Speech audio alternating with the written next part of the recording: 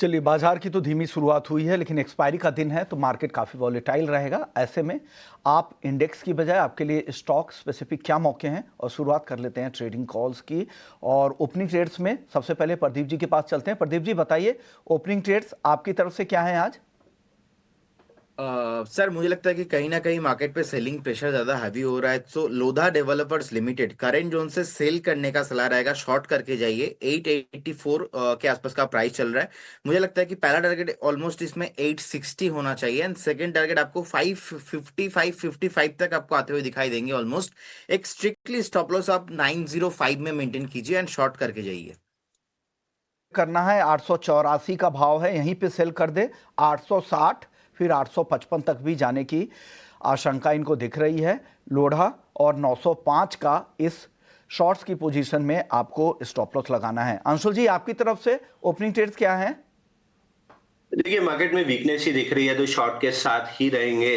सुबह हुड को दिया था, वो भी 2-3 रुपए नीचे है, और कमिंस भी लगभग 15 रुपए नीचे है, तो सेम सेलिंग साइड में रहेंगे। इंडिगो में शॉर्ट करना चाहिए। 4670 के आसपास इंडिगो को शॉर्ट करना चाहिए। 4720 का स्टॉप लॉस रहेगा और 4600 रुपए तक का टारगेट रहेगा। इस स्टॉक में एक्सट्रीम वीकनेस दिख रही है। फ्राइडे भी बड़े वॉल्यूम के साथ सेल ऑफ आया था। तो आपको लग रहा है इंटरग्लोब एविएशन को सेल करके जाए, यहां पर वीकनेस जारी रह सकती है, गिरावट और भी एक्सटेंड हो सकती है। अंशुल जी की राय बेचने की यहां पर है, और सुबह में जो इन्होंने सेल कॉल दी थी वहां पर भी गिरावट दिख रही है।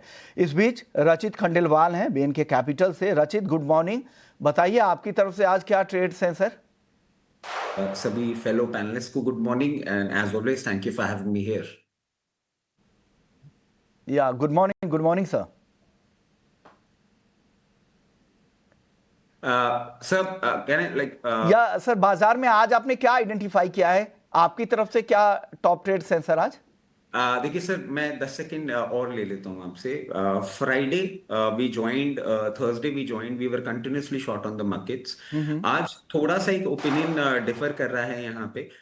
हो सकता है क्योंकि निफ्टी की वीकली एक्सपायरी है, we might see some respite coming in, but वो रिस्पाइट आपको सेल ऑफ में ही कन्वर्ट होता हुआ दिखेगा। एक प्रोबेबिलिटी है 25 150 तक हम मूव करें, और उसके बाद हम कूल ऑफ करके लोअर लेवल्स पे ही क्लोज करेंगे। वॉलेटाइल सेशन रहने वाला है। मैं बहुत ज्यादा इतने टूटे हुए मार्केट में सेल साइड नहीं बैठ पा रहा हूं, इसलिए सबसे पहले हमारी ट्रेडिंग कॉल होगी HDFC बैंक।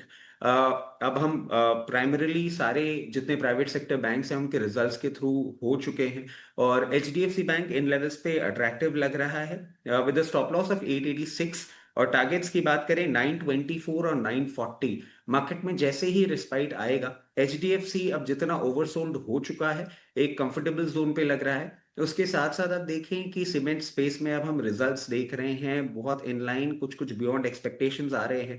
ग्रासिम भी मैं समझ रहा हूं अच्छा लग रहा है, और ग्रासिम आप देखें 2790 लेवल्स के आसपास आपको खरीद सकते हैं इसको।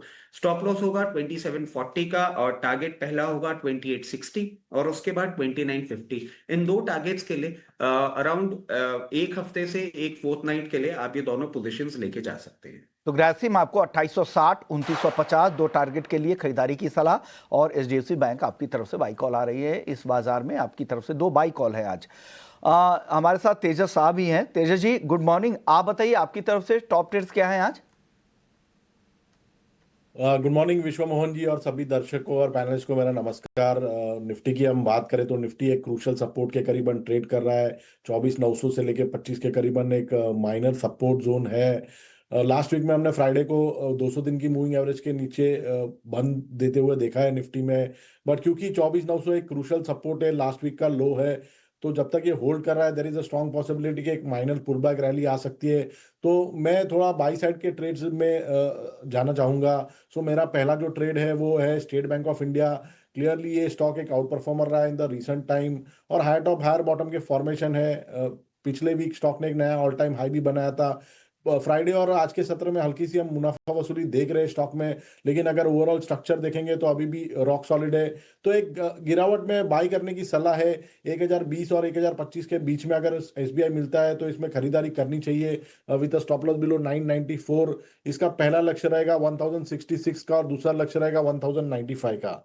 और दूसरा जो मैंने स्टॉक चुना है वो है सजिलिटी इंडिया लिमिटेड। ये स्टॉक क्लियरली एक आउट परफॉर्मर रहा है इन द रीसेंट टाइम, और रिसेंटली ये स्टॉक ने 50 दिन की मूविंग एवरेज का सपोर्ट लेके एक स्ट्रेंथ दिखाई थी। लास्ट वीक एक ब्रेकआउट भी आया था, लास्ट टू लास्ट वीक, और उसके बाद पिछले 3-4 दिनों से हल्की सी मुनाफा वसूली हो रही है स्टॉक में। बट क्योंकि स्टॉक एक सपोर्ट के करीबन ट्रेड कर रहा है, मेरी राय रहेगी करंट भाव पे खरीदारी करने की। और इसमें आपको स्टॉप लॉस लगाना है बिलो 49। इसका पहला लक्ष्य रहेगा 54 हाफ का और दूसरा लक्ष्य रहेगा 57 का। ठीक है, सेजिलिटी इंडिया को लेकर और एसबीआई को लेकर बुलिश हैं तेजस जी, और दोनों के दोनों शेयरों में आपके लिए बाइक कॉल आती हुई दिखाई दे रही हैं। लेकिन बाजार में हम देखने की गिरावट बढ़ गई है, और अगर आप दिन के ऊपरी स्तर से देखेंगे तो निफ्टी करीब करीब 150 अंक नीचे है। फिलहाल 100 अंकों की गिरावट है। 24,950 के आसपास के स्तर आप देखेंगे। एक सपोर्ट भी है 24,930 के आसपास। देखते हैं कि बाजार उसको डिफेंड करता नहीं करता है, उस पर हमारी नजर रहेगी। लेकिन निफ्टी बैंक की जो गिरावट है करीब करीब 250 अंकों के आसपास की हो गई है। और आज जो निफ्टी का जो टॉप लूजर है वो है एमएनएम का शेयर। करीब करीब 4-4.5% के आसपास की भारी गिरावट। और आप सिर्फ एमएनएम नहीं, सभी के सभी ऑटो कंपनीज में आप गिरावट देखेंगे। और उसकी बड़ी वजह यह है कि यू के साथ ट्रेड डील हो गई है, मदर ऑफ ऑल डील्स भी कहा जा रहा है इसको। और उसके बाद जो यूरोपीय कंट्रीज से जो कारें आती हैं उन पर इंपोर्ट ड्यूटी घट जाएगी। और इसके चलते हम देखने की थोड़ी सी निराशा आपको भारतीय कंपनियों के शेयरों में देखने को मिलेगी। एमएनएम लगभग 6 महीने के निचले स्तर पर है ये। प्रदीप जी, राय आपकी एमएनएम को लेकर, क्या और गिरेगा या फिर एक बाइंग अपॉर्चुनिटी हो सकती है ये? मुझे लगता है कि अभी थोड़ा वेट करना चाहिए, क्योंकि जितने भी कार्स हम देखते हैं कि BMW, मर्सिडीज बेंज, वहाँ पे जो इंपोर्ट ड्यूटी वो रिमूव हो रहा है, तो 40% के आसपास आ रहा है, जहाँ पे 110% के आसपास था। तो ऑब्वियसली ये तो डोमेस्टिक जितने भी हमारे कंपनीज हैं इनके ऊपर एक प्रेशर है। आज थोड़ा सेंटिमेंटल रिएक्शन हो रहा है, लेकिन ओवर द टाइम हो सकता है कि नेक्स्ट आने वाला 1 से 2 क्वार्टर में इसका रिजल्ट में भी इफेक्ट आ जाए। और जिस तरीके से आप ट्रेंड में था, मुझे लग रहा है कि बिफोर द बजट एक बार वॉलेटिलिटी रहेगा। सो अगर आप एकदम लॉन्ग टर्म के लिए होल्ड कर रहे थे, बिल्कुल आप बने रहिए, कोई प्रॉब्लम नहीं है। लेकिन अभी मैं बाय करने का सलाह नहीं दूंगा। 3,315, 3,330 अगर आता है देन यू शुड बाय। आपको बाइंग स्टार्ट करना चाहिए तभी, लेकिन अभी थोड़ा वेट करके जाइए। ठीक है, एमएनएम को लेकर ये व्यू वेट करने की सलाह है आपके लिए। रचित जी, रिलायंस पर आपसे एक व्यू लेना चाहेंगे, क्योंकि अगर हम बड़े शेयरों की बात करें तो सबसे बड़ा ये लैगार्ड रहा है रिलायंस। और मार्केट कैप एरोजन तो हम देख ही रहे हैं, लेकिन 1610 रुपए के भाव थे और वहां से शेयर गिरते गिरते 1370 रुपए पर आ गया है। बहुत सारे लोगों ने कोशिश की होगी कि अच्छा ठीक है, अब नीचे आ गया है 1500 रुपए के नीचे, अब क्या ही गिरेगा शेयर ये। और अब अपना आपको थोड़ा फंसा हुआ महसूस कर रहे होंगे। राय आपके रिलायंस को लेकर, क्या रिलायंस यहां से और वीक होता हुआ आपको नजर आ रहा है?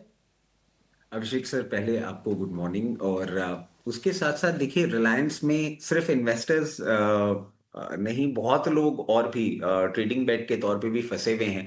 कहीं ना कहीं डिसअपॉइंटमेंट आप देखें जिस तरीके से रिजल्ट्स में आपको देखने को मिला, और स्पेसिफिकली रिटेल स्पेस। और उसके बाद जो हमने एक न्यूज देखी थी जहां से ट्रिगर हुआ था कि रशियन ऑयल बिल्कुल इन्होंने बंद कर दिया है। तो गोइंग फॉरवर्ड हम जीआरएन से भी बहुत प्रेशर देखते हुए बिल्कुल इसमें देख सकते हैं। बट जिस तरीके से ये पोजीशनड है, जितना ये करेक्ट कर गया है, एक कहीं ना कहीं ओवर रिएक्शन ही फील हो रहा है। जिनके पास है वो बने रहें, जिनके पास नहीं है, मैं समझता हूं इन लेवल्स पे आप जरूर एक बार अपनी बाइंग इनिशिएट कर सकते हैं। बट क्योंकि सब मार्केट वॉलेटाइल हैं, और अभी हम देख रहे हैं बिफोर द बजट हो सकता है एक बार आपको और फर्दर डाउनसाइड मार्केट में देखने को मिल जाए, ड्रिवन बाय रिलायंस या फॉलोड बाय रिलायंस। तो एक बार आपको 1324 लेवल्स तक भी ये मूव करता हुआ दिखे तो बहुत ज्यादा आश्चर्यचकित होने वाली बात नहीं है। एक स्ट्रॉन्ग सपोर्ट यहाँ पे है, इसीलिए स्टैगर्ड मैनर में यहाँ बाइंग बोलेंगे। 1324 तक आप कंटिन्यू रखें, बट ये सिर्फ आप तभी करें जब 2 से 3 क्वार्टर का आप पोजीशन लेके जा सकें। जैसे ही मार्केट में, इकोनॉमी में आपको रिस्पाइट आता हुआ दिखेगा, एक बाउंस बैक जरूर इसमें आएगा। 1461 और 1461 के बाद 1550 तक के लेवल्स आपको आने वाले 2 से 3 क्वार्टर्स में देखने को मिल सकते हैं। ठीक है, ठीक है। देखिए, शेयर की क्वालिटी को लेकर कोई संदेह नहीं है। अब आपको होगा करना क्या होगा कि आपको नजरिया थोड़ा सा लंबी अवधि का रखना पड़ेगा रिलायंस के शेयर में।